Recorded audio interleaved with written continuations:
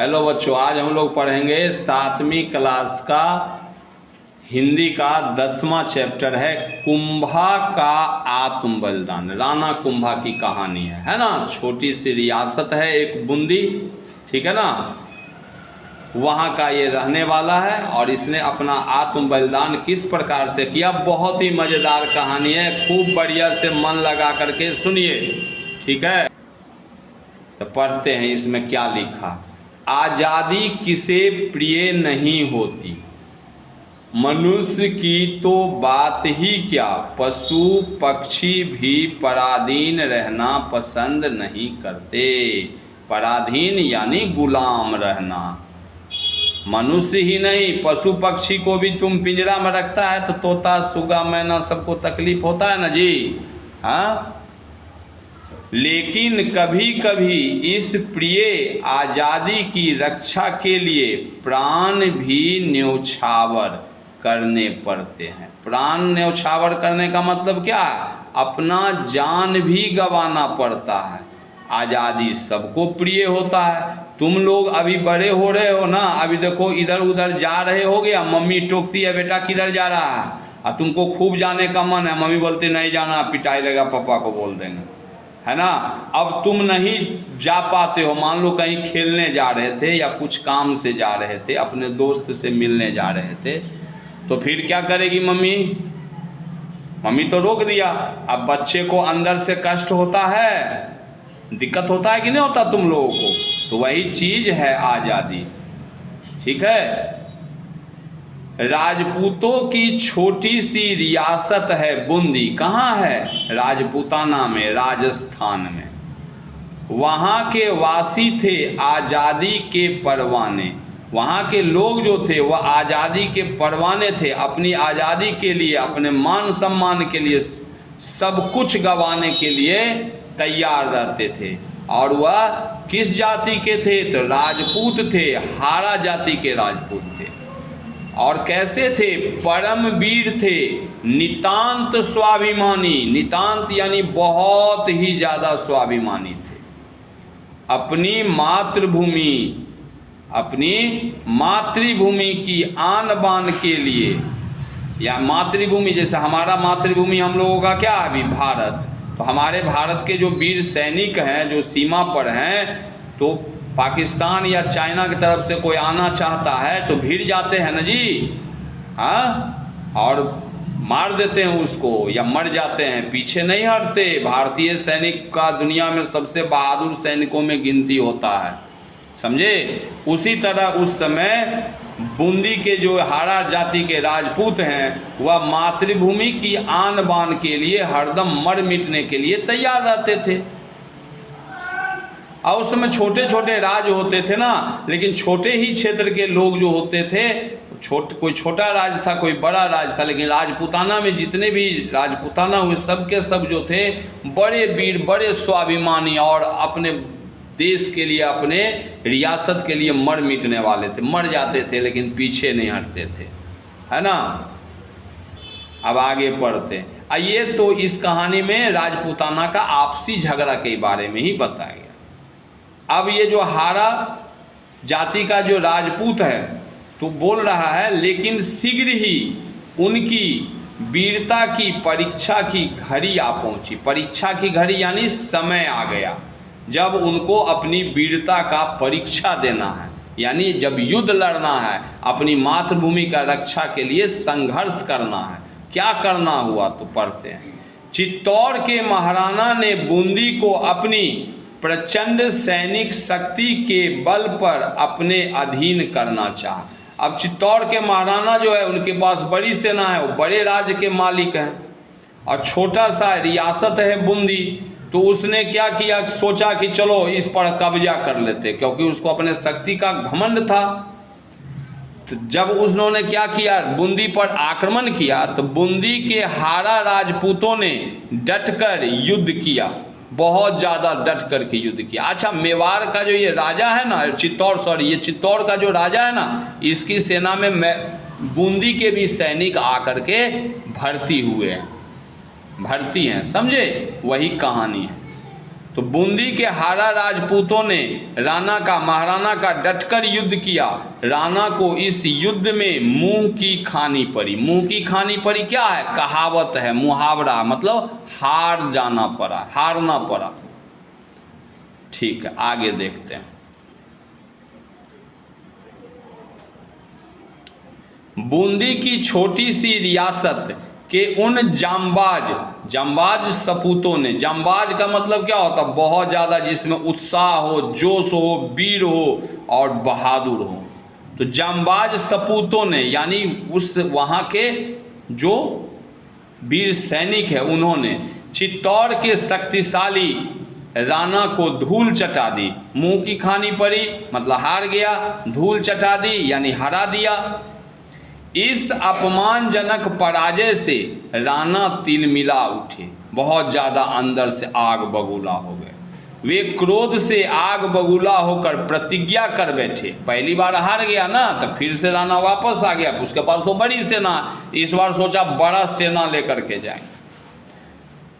अब प्रतिज्ञा कर बैठे हैं। अब राजपूत की प्रतिज्ञा है तो अपनी प्रतिज्ञा के लिए, आन बान शान के लिए मर मिटने वाला है। तो राणा सो प्रतिज्ञा कर लिया कि जब तक बूंदी पर अपना झंडा नहीं फहरा दूंगा तब तक एक बूंद पानी भी नहीं पीऊंगा।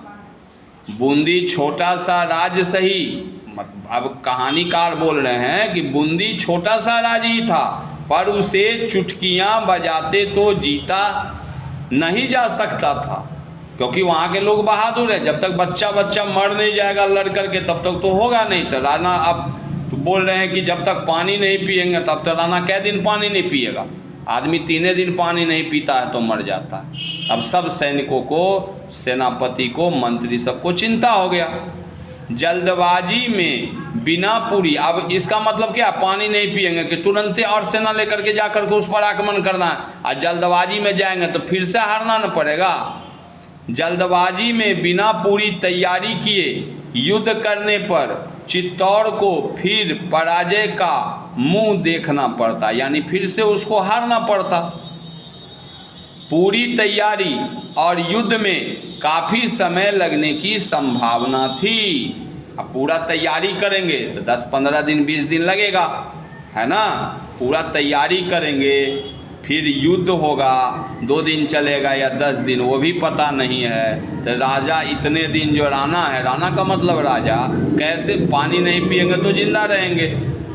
अब तो प्रतिज्ञा तो ले लिया गुस्सा में, अब चिंता होने लगा। तो प्रतिज्ञा पूरा करने के लिए क्या करता है? तो प्रतिज्ञा पूरा करने के लिए बूंदी का एक नकली दुर्ग बनाया जाता है, और नकली दुर्ग में कुछ सैनिकों को कहा जाता है कि तुम बूंदी के सैनिक बन करके लड़ो, और उस युद्ध में तुम लोग हार जाना, राणा की विजय की घोषणा हो जाएगी। तो नकली लड़ाई होगा, उसमें बूंदी जो है हार जाएगा, और उसके बाद राणा का एक प्रतिज्ञा जो है पूरा हो जाएगा। नकली लड़ाई, नकली बूंदी राज्य बना करके, उसका नकली किला बना करके, जैसे अभी समियाना सामने लगता वैसा किला बना करके कुछ सैनिक को वहाँ पर दे करके उससे लड़ाई करके नकली जीत हासिल कर लो, तो राजा का प्रतिज्ञा भी पूरा हो जाएगा, राजा पानी भी पी लेगा। ठीक है, तो यही करने के लिए तैयार था। अब देखो क्या हो रहा है। राणा अपनी प्रतिज्ञा से तिल भर भी डिगने को तैयार न थे, यानी थोड़ा भी हटने वाला नहीं था। बोला या तो जीतेंगे नहीं तो मर जाएंगे, तब तक पानी नहीं पी लेंगे। तो अपना प्रतिज्ञा से हिलने के लिए तैयार नहीं है। सोच विचार के बाद एक मंत्री को यह उपाय सूझा कि बूंदी का एक नकली किला बनाया जाए और राणा उसे जीतकर अपनी प्रतिज्ञा पूरी करे, फिर अन्न जल ग्रहण कर ले, है ना? बाद में भली भांति तैयारी करके, मतलब अच्छे प्रकार से तैयारी करके। भली भांति तैयारी का मतलब क्या? अच्छे प्रकार से तैयारी करके बूंदी का असली किला जीता जाए। बाद में जीत लेंगे, अभी नकली किला बना करके, नकली युद्ध करके जीत जाते हैं, राणा का प्रतिज्ञा पूरा हो जाएगा। यह उपाय सबको पसंद आया। फिर तो तुरंत एक मैदान में बूंदी का नकली किला बनाया जाने लगा। तभी चित्तौड़ की सेना का एक हारा सैनिक जंगल से शिकार खेल करके लौटा। अब चित्तौड़ के सेना में हारा जाति का राजपूत है, वो कहाँ का ओरिजिनल में रहने वाला है, बूंदी का रहने वाला। वो सैनिक शिकार खेलने गया था, अब आया है। किला बनते देख करके, अब नकली किला बन रहा है ना, तो वो देख करके वह ठिठक गया, रुक गया। ठिठक गया मतलब रुक गया। ध्यान से देखकर बोला, आहा कितनी सुंदर कारीगरी है, कितना सुंदर ये किला बनाया जा रहा। ठीक वैसा ही द्वार है, वैसा ही परकोटा है, वैसा ही बुर्ज है।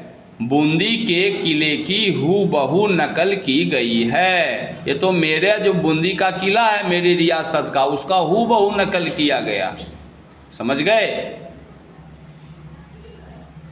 मेरी मातृभूमि बूंदी तुझे प्रणाम है, या कहकर उसने उस किले के सामने अत्यंत सम्मान से सिर झुका दिया। देखो उसको नकली किला के प्रति भी कितना सम्मान का भावना है ना।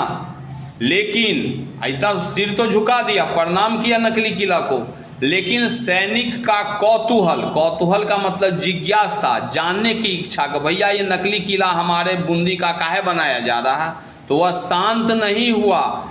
उसके मन में एक प्रश्न घूमता रहा, आखिर बूंदी का यह नकली किला यहाँ क्यों बनाया जा रहा है। वह अपना कौतूहल यानी जिज्ञासा मिटाने के लिए कारीगरों के पास पहुँचा।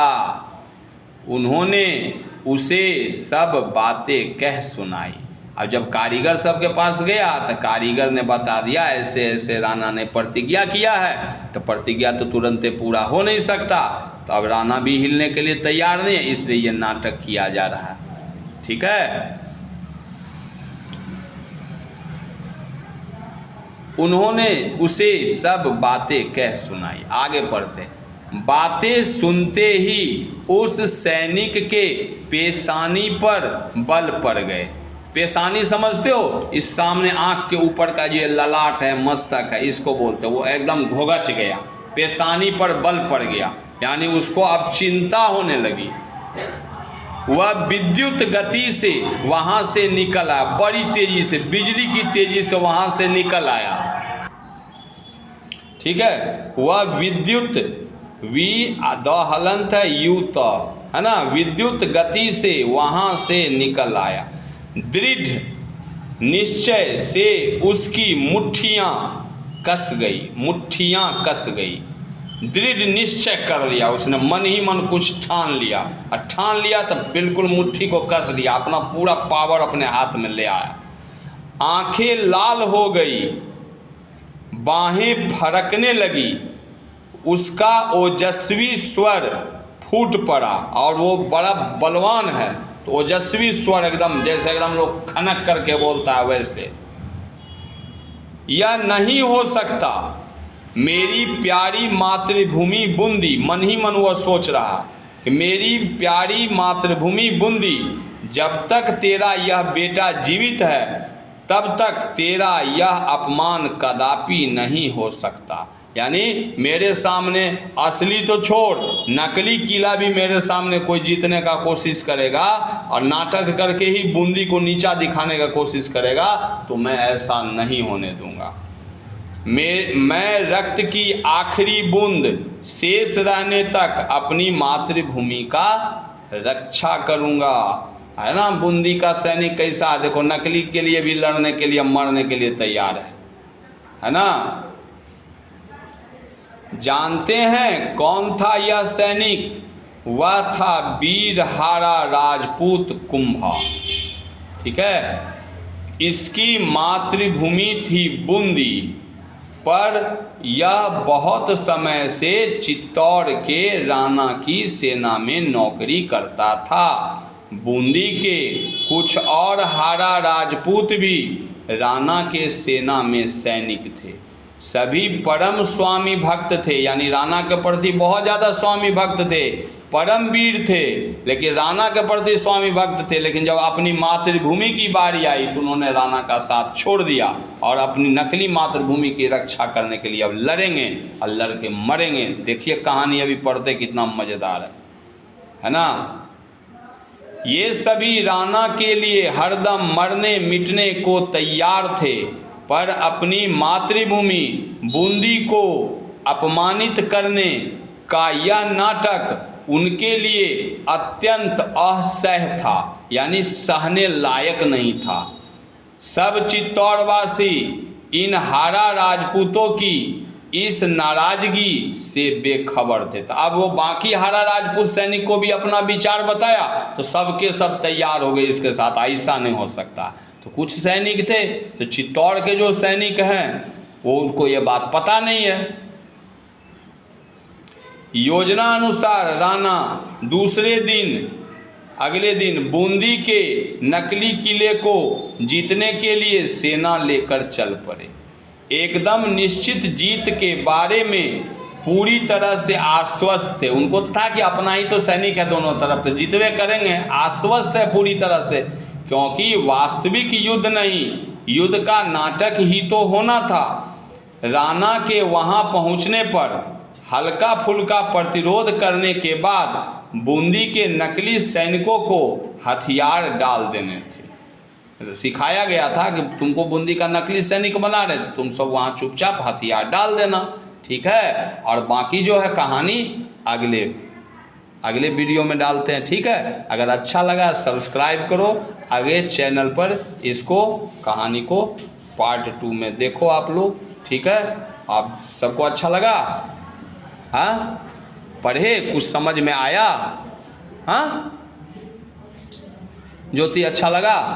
पढ़ो इसको, बार बार पढ़ोगी तभी ना समझोगी, ठीक है। इसको सब्सक्राइब सब कर लेना, ओके।